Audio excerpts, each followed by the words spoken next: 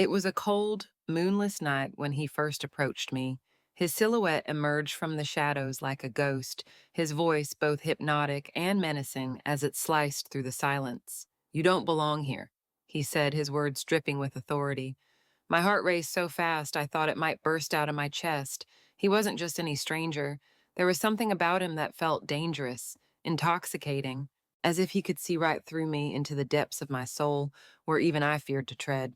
"You're suffocating in this marriage," he continued, his tone eerily calm but laced with urgency. "If you stay, there will be no escape. You'll rot away in this hell your husband has built for you." His words struck a chord deep within me, shaking the fragile walls I had constructed around my reality. How could he possibly know? And yet every syllable rang true, as though he had been watching me, studying my pain, waiting for the perfect moment to strike. But what chilled me most wasn't his insight. It was the secret he claimed to hold over me. Leaning closer, his piercing gaze bore into mine as he whispered, "I know things about you. Things your husband doesn't want you to remember." My breath hitched. What did he mean? Was he bluffing? Or did he truly possess knowledge that could unravel my life further? The uncertainty gnawed at me, pulling me deeper into his web of intrigue. Then came the offer, a tantalizing promise wrapped in peril. "Come with me," he urged, his voice low but commanding, "and I'll give you everything you've ever desired. But make no mistake, you'll pay a price." His eyes gleamed with a mixture of lust and calculation, leaving me unsure whether his intentions were noble or sinister. Desire warred with fear inside me. Part of me wanted to run far away, while another part yearned to surrender completely. For the first time in years, I felt alive, but at what cost? Living with him was like being trapped in a gilded cage, where the bars were invisible but suffocating. His coldness wasn't just emotional, it seeped into every aspect of my existence. He didn't simply ignore me, he controlled me. One evening, after returning from one of his business meetings, drunk and irate, he hurled a glass at the wall because I had added too much salt to the soup. The sound of shattering glass echoed through the house, leaving behind shards not only on the floor but also in my heart. It wasn't about the food, it never was. It was about power, control, and making sure I knew my place. But physical violence wasn't the worst part. What truly broke me was how he manipulated my freedom. Every purchase I made required an explanation. Every dollar spent needed justification. If I dared to buy something without consulting him, there would be consequences, a sharp glare, a biting remark, or worse, hours of silence that felt heavier than any shout. He installed an app on my phone to track my location, claiming it was for safety. But deep down, we both knew the truth. He wanted to own me completely. Even meeting friends became a rare privilege, granted only under his watchful eye. One night, blinded by desperation, I decided to leave. I packed a small bag, planning to disappear while he slept. But as fate would have it, he woke up just as I reached for the door. In an instant, his demeanor shifted from groggy to menacing. Without saying a word, he walked around the house, locking every window and bolting every exit. Then, with deliberate calm, he took the car keys off the counter and slipped them into his pocket. Standing inches away from me, he leaned in close enough that I could feel his breath against my ear. "You think you can run?" he whispered, his voice laced with venom. "No one's coming to save you. You're mine." The words cut deeper than any blade. That night marked a turning point. I stopped feeling altogether. My body learned to endure pain without flinching, to absorb insults without tears. Each blow became another layer of numbness until I forgot what it felt like to cry, yet beneath the surface, resentment simmered, waiting for its chance to erupt. The penthouse was everything I'd ever dreamed of, a shimmering oasis perched high above the city where every detail seemed designed to erase the harshness of reality. The lights sparkled like stars trapped indoors, casting soft golden hues across the room. Music swirled around us, haunting yet beautiful, as if it carried secrets of its own. And then there was the scent, rich, intoxicating, a blend of fine wine and something floral that made my head spin even before I took my first step inside. But it wasn't just the setting that captivated me, it was him. He moved with an effortless grace, his presence commanding yet strangely comforting. When he opened the door for me, his eyes lingered on mine, searching for something unspoken. For a moment, I forgot everything, the pain, the fear, the suffocating grip of my marriage, and let myself believe in the illusion of freedom. Then I saw it. Hanging on the wall, illuminated by a single spotlight, was a photograph of me. Not recent, but from years ago, when life still held promise. My heart skipped a beat. How did he have this? Why would he display it so prominently? A chill ran down my spine as doubt crept into my mind. Was this all part of some twisted game? Did he see me as nothing more than a conquest, a fleeting distraction? Before I could ask, he spoke, his voice low and deliberate. I've been watching you, he admitted, his words sending another shiver through me. For months, I've seen your silent tears, the way you try to hold yourself together even when you're breaking apart. I know how much you suffer. His gaze never wavered, pinning me in place. And I want to free you from him, from this life. His confession left me breathless, torn between gratitude and unease. On one hand, his words felt like salvation, a lifeline thrown into the abyss I'd been drowning in, but on the other, they carried a weight that terrified me. What did he truly want from me? Could I trust him, or was I walking into another kind of trap? As if sensing my hesitation, he added, This won't be easy. If he finds out about us, his voice trailed off, heavy with implication. He'll destroy you, and me, if he can. The certainty in his tone sent a jolt of panic through me. I knew he was right. My husband wouldn't hesitate to ruin anyone who dared cross him. Yet, despite the danger, I couldn't bring myself to leave. There was something magnetic about this man, something that pulled at the deepest, most desperate parts of my soul. I don't expect you to decide tonight, he said softly, stepping closer. But I need you to understand, I'm not doing this because I want to play games. I'm doing it because I see someone worth saving, someone extraordinary. His fingers brushed against mine, sending electricity coursing through my veins. In that instant, I wanted to believe him. I wanted to believe that maybe, just maybe, I deserved to be saved. Every heartbeat felt like a war within me, tearing me apart between the life I knew and the unknown that beckoned. Could I leave everything behind? The thought of walking away from the toxic cage my marriage had become filled me with both hope and terror. Stability, or at least the illusion of it, was all I'd clung to for so long. My husband's name carried weight in society. His money bought us a facade of respectability. But beneath that polished surface lay cracks deep enough to swallow me whole. If I left him, I would lose not just the security of his wealth, but also the fragile identity I'd built around being his wife. Who was I without that title? A nobody stripped of status and power. And then there was the stranger, the man who promised freedom but came with risks of his own. Was he truly different, or was he simply another predator waiting to pounce? His words were intoxicating, his touch electric, yet doubt lingered in every shadow he cast. What if leaving one trap only led me into another, darker and more dangerous than before? The uncertainty gnawed at me, making sleep impossible. One restless night, as I sat alone on the edge of the bed, my eyes fell upon my hand, the bruise he'd left days ago still vivid against my pale skin. It wasn't just a mark, it was a reminder of the pain I endured daily. Would I ever be free of this? Did I even have the strength to fight for myself anymore? Each question spiraled deeper into despair until I closed my eyes, desperate for escape. That's when the dream came, a haunting vision that felt more real than reality itself. I stood at a crossroads, two paths stretching endlessly before me. On one side, bathed in golden light, stood the stranger.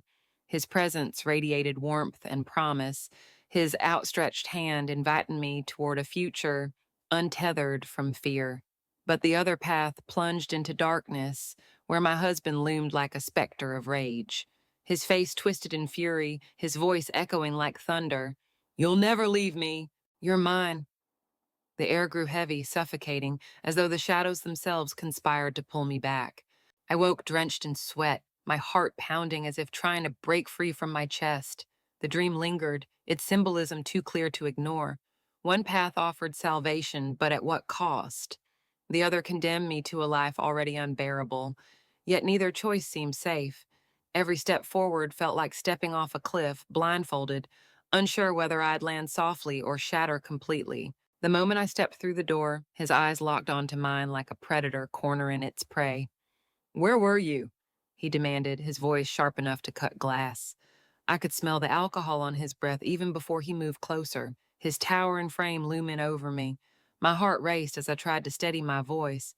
Out, I replied, hoping the vagueness would satisfy him, but it only fueled his rage.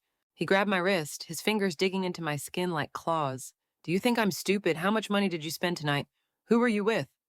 Each question came faster than the last, his tone escalating into a snarl. Before I could answer, he snatched my phone from my hand and began scrolling through it frantically. His movements were erratic, fueled by paranoia and anger. Delete everything, he barked when he saw a notification from the restaurant where I'd dined earlier. You think I won't find out what you're up to? His accusations stung not because they were true, but because they revealed just how far gone he was, how consumed he had become by control and suspicion. In that moment, I realized something I should have known long ago. This wasn't about protecting our marriage, it was about power. He didn't care about fidelity or loyalty, he cared about owning me completely. And then, in his drunken fury, he said the words that shattered any lingering hope I might have had. If you ever try to leave me, I'll ruin your career. You'll be nothing without me. But what truly sent chills down my spine wasn't his threat, it was the revelation that followed. Later that night, after another round of whiskey, he let slip something he'd been hiding for years.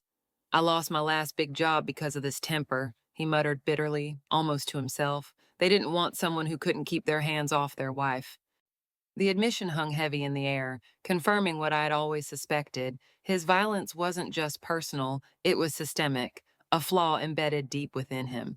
Even worse, I discovered that his obsession with controlling our finances stemmed from a darker truth. While searching for a misplaced receipt the next day, I stumbled upon a folder filled with loan documents. The numbers blurred before my eyes, hundreds of thousands of dollars owed to predatory lenders. This was why he monitored every penny I spent, why he refused to give me access to accounts. It wasn't protection, it was survival for him. For me, it was suffocation. As the weight of these truths settled over me, despair clawed at my chest. Every attempt I made to escape seemed futile now. If I left, he wouldn't hesitate to destroy me financially and emotionally. Yet staying felt like signing my own death warrant. That night, as I lay awake listening to his drunken snores, I realized there was no safe path forward. No matter which way I turned, danger lurked. At first, I thought he was like every other man, someone who saw women as conquests, fleeting distractions to fill the void in his life. But there were moments when his gaze lingered just a little too long, when his touch felt more tender than transactional. It wasn't until one sleepless night that he finally let me see beneath the surface of his polished exterior. Sitting across from me on the balcony of his penthouse, bathed in the soft glow of city lights, he confessed something I never expected. I didn't think anyone could change me, he admitted, his voice low and unsteady. But you're different. He told me about his past, a marriage that crumbled under the weight of his selfishness. She had left him without warning, taking with her not just their shared life, but also any hope he'd had for love. She said I cared more about myself than I ever did about her, he said, his eyes clouding with regret. And she was right. For years, he buried himself in work, in meaningless flings, convincing himself that love was a weakness he couldn't afford. Yet here he was now, sitting before me, saying things I never imagined hearing from someone like him. I used to think I'd never fall in love again, he continued, his fingers tracing patterns on the glass of champagne in his hand. But then you came along, and suddenly everything felt brighter, like the world wasn't such a cold place anymore. His words caught me off guard, stirring emotions I'd tried so hard to suppress. Was this real? Or was it another illusion, another mirage designed to draw me deeper into his orbit? Still, he didn't sugarcoat the truth. If we do this, if I help you leave him, it won't be easy, he warned, and his tone grave. Your husband won't let you go without a fight. He'll try to destroy both of us if he finds out. The weight of his words settled over me like a storm cloud, heavy and suffocating. But despite the danger, there was an undeniable pull between us, a magnetic force neither of us could resist. I'm scared, I admitted, my voice barely above a whisper. What if history repeats itself? What if I end up losing you too? His expression softened, and for the first time, I saw vulnerability in his eyes. I can't promise you perfection, he said, but I can promise you this. I won't make the same mistakes I made before, not with you. It was a risk, a leap into the unknown, but I realized then that staying where I was would only lead to certain destruction. At least with him, there was a chance, however slim, at something resembling happiness. As dawn broke over the horizon, painting the sky in hues of gold and crimson, I allowed myself to believe, for the first time, that maybe, just maybe, I deserved to be saved. And perhaps so did he. The room was silent except for the faint hum of the city outside, a distant reminder that life continued beyond these walls. I stood in front of the mirror, staring at the reflection of someone I barely recognized. My eyes were red and swollen, my hair disheveled as if mirroring the chaos inside me. Was this really who I had become? A woman torn between two worlds, neither offering solace? The phone buzzed violently on the counter, pulling me back to reality. His message glared at me from the screen. If you leave, don't think about coming back. I'll destroy you. Each word felt like a blade slicing through what little hope I had left. I clenched my fists, trying to steady myself against the rising tide of fear and uncertainty. Could I trust him, the stranger who promised freedom but carried shadows of his own? Or should I stay with the devil I knew, enduring a life that suffocated me bit by bit? Every breath felt heavier than the last, as though the weight of the decision might crush me entirely. Behind me, I heard his footsteps, soft yet deliberate. Before I could turn around, his arms wrapped around my waist, pulling me close. Don't be afraid, he whispered into my ear, his voice low and soothing. Trust me, we can start over, build something new. For a moment, his words almost convinced me. Almost. But when I caught his gaze in the mirror, there it was, a flicker of unease, subtle but undeniable. It wasn't enough to shatter his promise completely, but just enough to plant seeds of doubt in my mind. Who was he truly? A savior or another wolf in disguise? Tears welled up in my eyes as I looked away, focusing instead on the cracked rim of the sink. Happiness, it seemed so elusive, like a mirage shimmering on the horizon. Did it even exist? Or was it merely an illusion crafted to keep us chasing after impossible dreams? My thoughts spiraled, each one darker than the last. What if leaving meant stepping into a nightmare worse than the one I was already living? And yet, Stan felt like signing my soul over to despair. Do you believe in happy endings? I asked suddenly, surprising even myself. His grip tightened ever so slightly before he answered, No, but I believe in second chances. His response hung in the air, heavy with meaning, and second chances for him, for me, for us. But at what cost? Could we truly outrun the past, or would it haunt us forever? As dawn began to break, painting streaks of gold across the sky, I realized there was no perfect answer, only choices and consequences. The man behind me offered escape, but with risks I couldn't fully comprehend. The man whose text still burned in my mind offered chains disguised as stability. Standing there, caught between love and loss, freedom and fear, I wondered if either path could lead to salvation, or if both would only lead to ruin. Music had always been more than just sound in my life. It was a mirror of my soul, reflecting every emotion I couldn't voice. The melancholic melodies that played during my darkest nights became the soundtrack of my despair, while the crescendos of dramatic chords marked moments of reckoning. Each time the music swelled, it seemed to echo the turbulence within me, reminding me of everything I'd endured and all I still had to face. In the final scene, as I stood frozen between two impossible choices, a familiar tune filled the air, a song from my childhood, one my mother used to hum when she thought no one was listening. Its gentle rhythm wrapped around me like an old friend, pulling me back to a time when life felt simpler, safer, but now its sweetness carried a bittersweet weight. It wasn't just nostalgia, it was clarity. In that moment, I realized something profound. No matter which path I chose, I had to live for myself, not for him, not for anyone else. The melody rose higher, almost urging me forward, pushing me to confront the truth I'd avoided for so long. Every note resonated with the battles I'd fought, the scars I bore, and the strength I never knew I possessed. And tears streamed down my face as I understood this wasn't just about survival anymore, it was about reclaiming myself. And just like that, everything changed, but the pain, it still lingers. If this story touched something deep inside you, don't forget to like, share, and subscribe for more truths that hit close to home. This is Love and Betrayal, where every heartbreak has a voice. And every silence hides a secret.